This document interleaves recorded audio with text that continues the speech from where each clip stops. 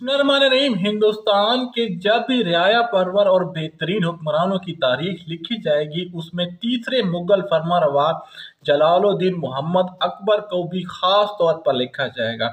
इसने अपनी फहमो फरासत और अपनी अक्लमंदी से ऐसे इनकलाबी काम किए कि जिससे उसकी रियाया खुशहाल हो गई। चारों तरफ अमन का दौर दौरा था, इंसाफ उनको दहलीज पर मिलता था। तमाम मज़ाहिब के जो लोग थे वो अपनी मजहबी इबादत में मुकम्मल तौर पर आज़ाद थे। हिंदुओं का जो मजहबी त्यौहार थे वो अकबर की जेर सरपरस्ती सरकारी तौर पर मनाए जाते थे। गैर मजहबों का जो जिजिया था वो बिल्कुल अकबर ने माफ़ कर दिया था। और इसके अलावा जो है चारों तरफ दौलत की रेल पेल थी, अनाज गल्ला वाफिर मिकदार में दस्तयाब था और किसी को भी उस वक्त कोई परेशानी नहीं थी।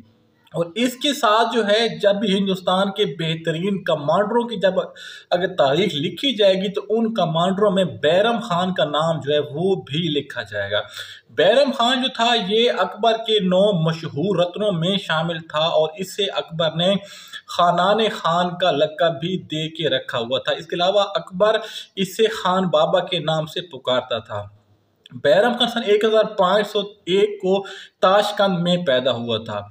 जब ये 18 साल का था तो उस वक्त काबुल के हुक्मरान ज़हीरुद्दीन मोहम्मद बाबर की फौज में ये बतौर सिपाही भर्ती हुआ और अपनी बहादुरी और अक्लमंदी से जो है ये मनाजिर तय करता हुआ बाबर के खास मसाहिबीन में शामिल हो गया। सन 1526 को जब पानीपत के तारीखी मैदान में बाबरी फौज और लोधी फौज के दरमियान जंग हुई थी तो जो बैरम खान था वो बाबर की एक हिस्से की फौज का सरबराह था, उसका कमांडर था। बाबर ने अपनी जो फौज की कमान थी एक हिस्से की वो बैरम खान के हवाले की थी और बैरम खान ने जो है बाबर के एतमाद को नहीं तोड़ा और अपनी होशमंदी और अपनी बहादुरी से जो है उसने लोधी फौज के छक्के छुड़ा दिए थे। 4 साल दौरे इक़्तिदार में ये बाबर के साथ रहा और उसके ख़ास मसाहिबीन में शामिल हो गया। 1530 में जब बाबर का इंतकाल हुआ और उसका भाई हुमायूं मिर्ज़ा जब ये इक़्तिदार पर बैठा हिंदुस्तान का दूसरा सुल्तान बना तो बैरम खान भी उसके ख़ास मसाहिबीन में शामिल हो गया। हुमायूं उससे अपना भाई समझता था और उसकी बेहद जो है वो इज्जत करता था। हुमायूं के भाई कामरान मिर्ज़ा और अस्करी मिर्ज़ा ने जब बगावत बर्पा की और उनके साथ जितनी भी जंगें लड़ी गई, बैरम खान ने ख़ास तौर पर जो है इन जंगों में हिस्सा लिया और मुग़ल हुकूमत से जो है अपनी वफादारी उसने साबित की और किसी मौके पर भी जो है उसने सुस्ती या काहली नहीं दिखाई। इसके बाद जब शेरशाह सूरी ने दिल्ली के तख्त पर हमला किया और मुग़ल शहनशाह हुमायूं को तख्त से हाथ धोने पड़ गए और जब वो वहाँ से फरार हुआ तो उन फरार होने वाले अफराद में बैरम खान भी शामिल था। सिंध में उमरकोट के मकाम पर जब अकबर की पैदाइश हुई थी तो सबसे पहले जिस शख्स ने अकबर को अपने हाथों में उठाया था वो बैरम खान ही था। इसके बाद हुमायूं हिरात चला गया जहां पर शाही ईरान के बड़े बेटे ने उसका इस्तकबाल किया और उसके बाद जब शाही ईरान ने मुग़ल फैमिली को अपने दरबार में तलब किया, उनसे जब मुलाकात की तो मुग़ल शाही फैमिली के साथ बैरम खान वो वाहिद गैर मर्द था कि जो शाही ख़ानदान के साथ शाही ईरान से मुलाकात करने के लिए गया। इसके बाद शाही ईरान ने जब 30,000 का एक बड़ा लश्कर देकर कंधार पर हमला करने के लिए हुमायूं को रवाना किया तो हुमायूं ने उस लश्कर के एक हिस्से का इसको कमांडर बना दिया। हुमायूं ने उसी तरह अपनी होशमंदी और दानिशमंदी से जो है हुमायूं के भाई अस्करी मिर्ज़ा की फौज के चंद अहम कमांडरों को अपने साथ मिला लिया और जब जंग हुई तो अस्करी मिर्ज़ा बुरी तरह शिकस्त खा गया और वहां से फरार होकर इराक भाग गया। कंधार की फतह के बाद हुमायूं ने काबुल की तरफ चढ़ाई की और यहाँ पर भी जो है बैरम खान ने अपनी जुर्रतमंदी और अपनी दिलेरी के जौहर दिखाए और कामरान मिर्ज़ा को शिकस्त फाश दी। इसके बाद जब जब जब सूरी खानदान के साथ हुमायूं की फैसला कुन जंग हुई तो इस जंग में बैरम खान फौज का सिपह सलार था और इसी की जो है जेर कमान मुगल फौज ने सूरी खानदान की फौज को शिकस्त फाश दी और हुमायूं 15 साल की तवील जलावतनी के बाद दिल्ली के तख्त पर जो है दोबारा बैठ गया। अभी उसको दिल्ली पर बैठे हुए कुछ अरसा ही हुआ था कि हुमायूं मिर्जा ने बगावत को कुचलने के लिए अपने बेटे बाबर और साथ ही अपनी फौज के सिपहसालार बैराम खान को एक बड़ा लश्कर देकर दिल्ली से दूर रवाना किया। ये लश्कर अभी रास्ते में ही था कि इनको इतला मिली कि मुगल शहनशाह हुमायूं इंतकाल कर गया है। जैसे ही ये इतला बैरम खान को मिली, बैरम खान जो है फौरन मौके को समझ गया। उसको पता चल गया कि अगर फौरी तौर पर अकबर को बादशाह ना बनाया गया तो जो दिल्ली का तख्त है वो उनके हाथ से जा भी सकता है और जो उनके दुश्मन हैं वो फौरी तौर पर जो हमला करके दिल्ली पर कब्जा कर सकते हैं। लिहाजा उसने जो है उधर ही अकबर को बादशाह नामजद कर दिया और खुद जो है उसका गार्डियन बन गया, उसका सरप्रस्त बन गया।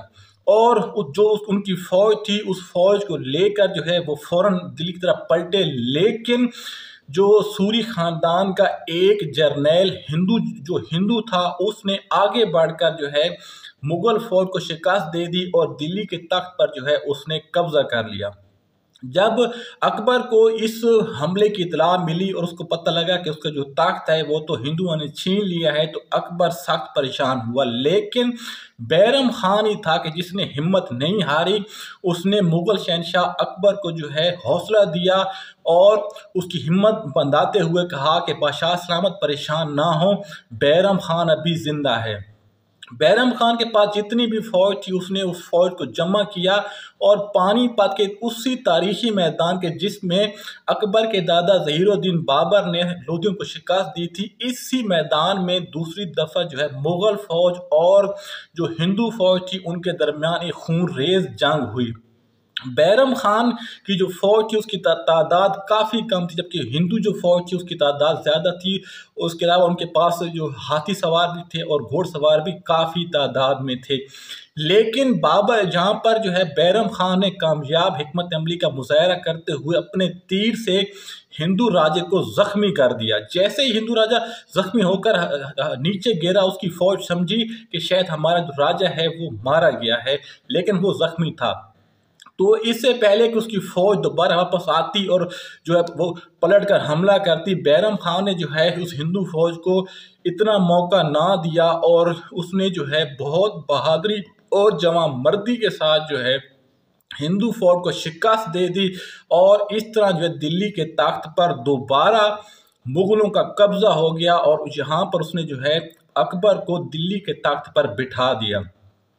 तकरीबन 4 साल तक जो है वो मुगल शहनशाह अकबर का अतालिक और उसका सरप्रस्त बना रहा और इस 4 साल के अरसे में जो है उसने जौनपुर, पंजाब, ग्वालियर और कई जो इलाके थे वो फतह करके दिल्ली की हुकूमत में शामिल किए। बैरम खान को जब अल्लाह ताला ने इतना इक़्तिदार और जब उसको इतना उरूज दिया तो उसके अंदर जो है गरूर पैदा हो गया और इसी गरूर ने जो है बैरम खान को उसके अंजाम तक पहुंचा दिया। वो यूं हुआ कि बैरम खान ने जो है अकबर की मर्जी के बगैर हुकूमत पर अपने फैसले थोपने शुरू कर दिए और कई उमरा को जो है उसने कत्ल करवा दिया, कई को जो है उसने जेल में डाल दिया और कई को जो है उसने यहाँ से जिला वतन कर दिया। अकबर कोई फैसला करता, बैरम खान का फैसला कोई होता और जो बैरम खान का फैसला होता वही जो है हर हालात ये हो गए थे कि बैरम खान कोई फैसला करता, अकबर कोई फैसला करता और नतीजतन ये होता कि जो बैरम खान का फैसला होता वो कबूल कर लिया जाता और अकबर का फैसला रिवर्स हो जाया करता था। अकबर जब 17 साल का हुआ तो उसने जो है फौरी तौर पर तमाम जो इंतज़ामी अमूर थे वो अपने हाथ में ले लिए और बैरम खान को उसके ओहदे से माजूल करते हुए उसे हज करने के लिए भेज दिया। यहाँ पर जो है बैरम खान अपनी वफादारी और अपनी जो अक्ल और जो उसकी समझ बूझ थी वो उसने खो दी और उसने जो है बगावत कर दी। मुगल फौज के कमांडर और सिपाही जो बैरम खान के साथ थे, बैरम खान का हुक्म मानते थे, वो सारे जो है उसने फौज से अलग कर लिए और जो है उसने दिल्ली के तख्त पर हमला कर दिया। और कुछ ही अरसे बाद जो है अकबर बादशाह और बैरम खान की फौजों का टकराव हुआ और इस टकराव में जो है बैरम खान को शिकस्त हुई और मुगल फौज ने जो है बैरम खान को पकड़ लिया। जंजीरों में जकड़ का जब बैरम खान को अकबर के सामने पेश किया गया तो मारे शर्म के जो है वो अपना सर भी ना उठा सका।